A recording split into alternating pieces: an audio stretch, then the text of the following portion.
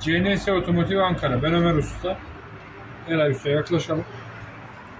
İl dışından gönderilmiş olan direksiyon açı sensörümüz bize geldiğinde dahili arıza mevcut. Yani şu bölüm evet, yukarıda da geçersiz değer şeklinde arıza veriyordu.